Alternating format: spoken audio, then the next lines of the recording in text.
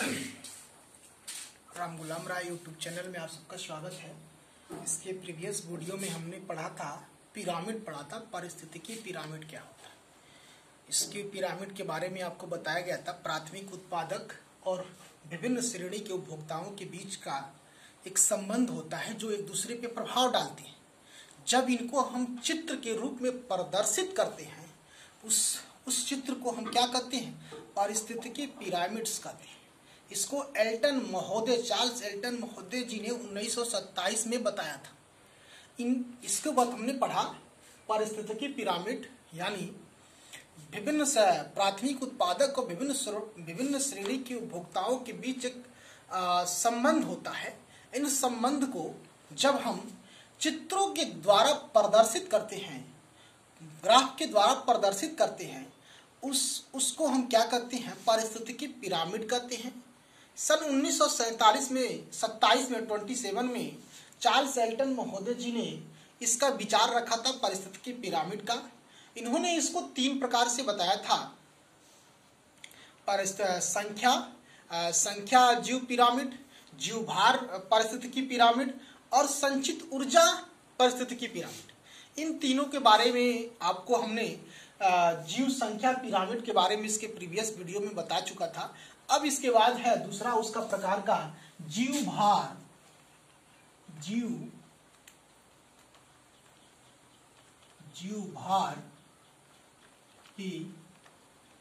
Pyramids. इसके बारे में जानना ये क्या होता है। तो आपने इसके पहले पिरामिड्स के बारे में जाना ही है कि प्राथमिक उत्पादक और विभिन्न श्रेणी के उपभोक्ताओं के बीच एक परस्पर संबंध होता है। जब इनमें ये संबंध उनके जीव भार के बीच में प्रदर्शित होता है, तब उसको हम क्या कहेंगे? जीव भार कहेंगे। जब उनके बीच संख्या क्या प्रदर्शित करता है, तो हम उन्हें क्या कहेंगे? जीव संख्या पिरामिड कहेंगे। जब उनके बीच ऊर्जा का संबंध प्रदर्शित करेगा, ऊर्जा को ग्राफ के द्वारा हम प्रदर्शित करेंगे, उसे हम क्या कहेंगे? संचित ऊर्जा का पिरामिड्स कहेंगे। इनके बारे में बताया गया था। तो क्या होगा इसमें जीव भार पिरामिड में? यानी प्राथमिक उत्पादक हरे पौधे, ये विभिन्न श्रेणी के उपभोक्ताओं प्रथम, द्वितीय, तृतीय अपघटनकर्ता के बीच के जो संबंध होता है, जब उसको हम चित्र के द्वारा प्रदर्शित करेंगे, यानी प्राथमिक उत्पादक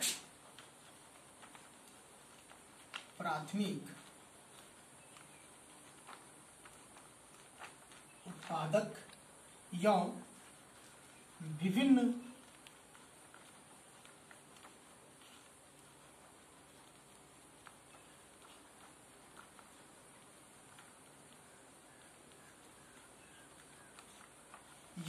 श्रेणी के उपभोक्ताओं के बीच जब जो संबंध होता है, और उनके बीच का संबंध कैसा हो? जीव भार का। उनके बीच का संबंध कैसा हो? जीव भार का हो, जिसे हम चित्र के रूप में जब प्रदर्शित करेंगे, उसे हम कहेंगे जीव भार पिरामिड्स। इसका फिगर ये आपका सीधा और उल्टा दोनों प्रकार का पिरामिड्स बन सकता है। एक आपको इसमें एक तालाब का पारिस्थितिकी पिरामिड्स का फिगर आपको बताया जा रहा है। एक तालाब के पारिस्थितिकी क्षेत्र के जीव भार का एक उल्टा पिरामिड्स है।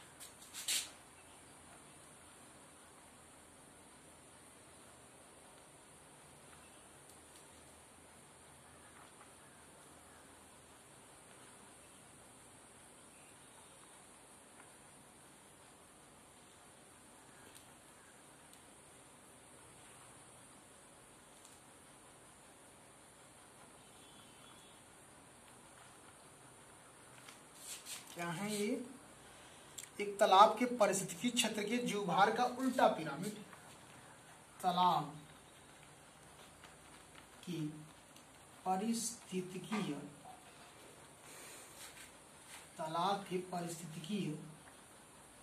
क्षेत्र के उल्टा पिरामिड।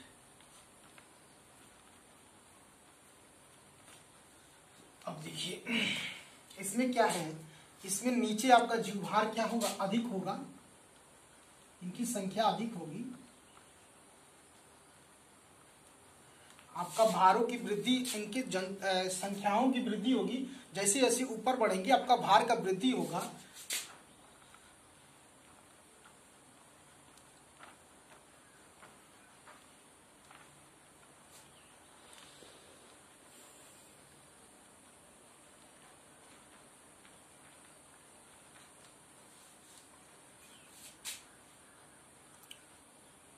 प्राथमिक उपभोक्ता शाकाहारी मछली,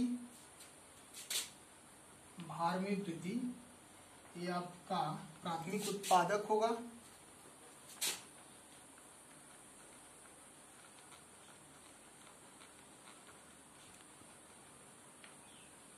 प्राथमिक उपभोक्ता शाकाहारी मछली। मछली भी दो प्रकार की होती है। शाकाहारी मछली जो घास फूस उस पे पौधे को खाती है, और जो मछली एक दूसरे मछली को खाती है उसे कहते हैं द्वितीय उपभोक्ता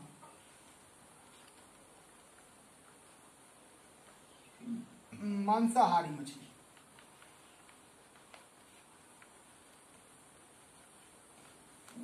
ये फिगर बनेगा आपका, नीचे एक संख्या, ऊपर भार में वृद्धि, हमारा ऊपर के द्वितीय उपभोक्ता का भार बढ़ जाएगा, प्राथमिक उत्पादक, उसके बाद से प्राथमिक उपभोक्ता, फिर द्वितीय उपभोक्ता। ये आपका किसका है? जीवभार का पिरामिड का चित्र है। एक तालाब के पारिस्थितिकी क्षेत्र का एक उल्टा पिरामिड। तो क्या है जीवभार? जीवभार पिरामिड्स क्या है? वह पारिस्थितिकी क्षेत्र जिसके अंतर्गत प्राथमिक उत्पादक और विभिन्न श्रेणी के उपभोक्ताओं के बीच जीवभार का संबंध प्रदर्शित होता हो, उस चित्र को हम क्या कहेंगे? जीवभार पारिस्थितिकी पिरामिड्स कहेंगे। ओके। फिर इसके बाद से आपका नेक्स्ट है संचित ऊर्जा का पिरामिड्स।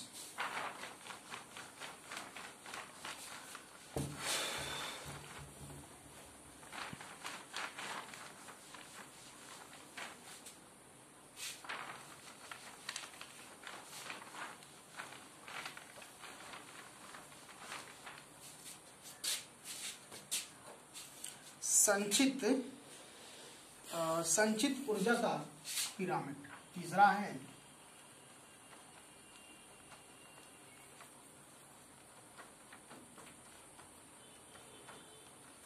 पिरामिड्स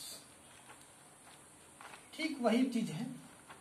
वह पारिस्थितिकी क्षेत्र जिसमें प्राथमिक उत्पादक एवं विभिन्न श्रेणी के उपभोक्ताओं के बीच ऊर्जा का संबंध हो, उसको चित्र के द्वारा प्रदर्शित किया जाता हो, उस चित्र को हम क्या कहेंगे? संचित ऊर्जा का पिरामिड्स कहेंगे। इसका ये हमेशा पिरामिड सीधा ही बनता है।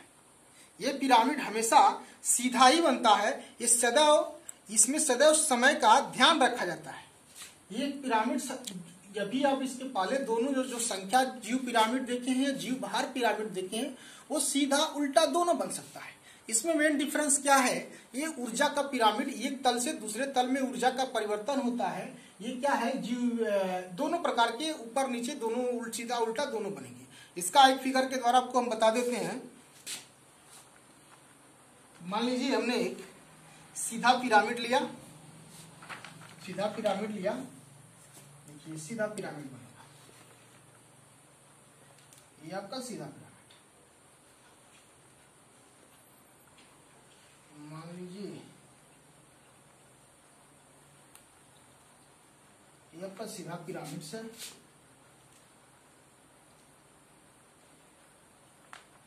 आपका ये ऊर्जा वृद्धि, यहाँ पे प्राथमिक उत्पादक, ये प्राथमिक उपभोक्ता, फिर द्वितीय उपभोक्ता के बीच का ये संबंध है, उनकी ऊर्जा का बीच का ये संबंध है। इसको हम ऐसे बना लें,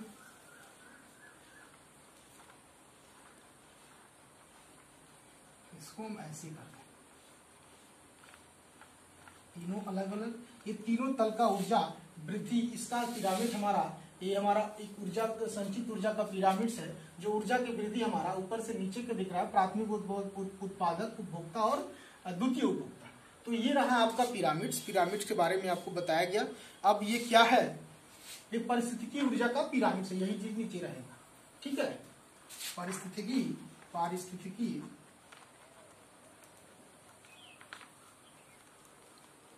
ऊर्जा का पिरामिड्स।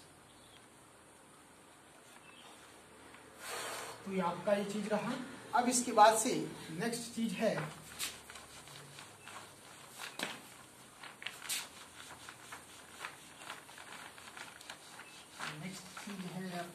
टॉपिक्स क्या है? खाद्य श्रृंखला, खाद्य श्रृंखला, फूड चेन।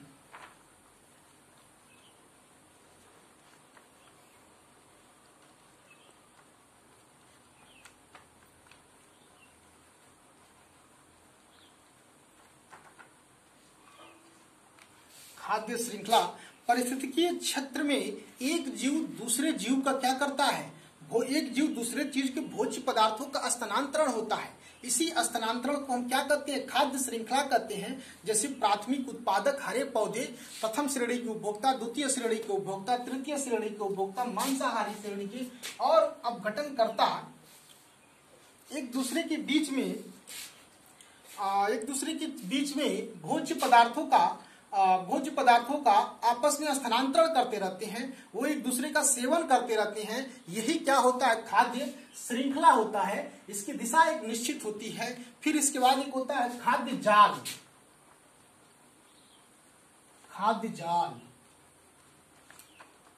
खाद्य जाल क्या होता है? खाद्य श्रृंखलाओं के पारस्परिक संबंध को, खाद्य श्रृंखलाओं के पारस्परिक संबंध को हम क्या कहते हैं? खाद्य जाल कहते हैं। खाद्य श्रृंखला क्या होता है? खाद्य श्रृंखला ये होता है कि इन सभी उत्पादक उपभोक्ताओं के बीच के, अपघटनकर्ताओं के बीच के भोज्य पदार्थों के स्थानांतरण को एक दूसरे पे डिपेंड रहते हैं। इन्हें हम क्या कहते हैं? खाद्य श्रृंखला कहते हैं। और खाद्य श्रृंखलाओं के पारस्परिक संबंध को हम क्या कहते हैं? खाद्य जाल कहते हैं।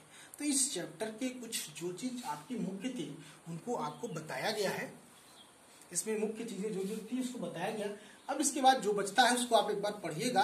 फिर आपको हम नेक्स्ट वीडियो में नेक्स्ट चैप्टर लेकर आएंगे और उसको बताने का प्रयास करेंगे।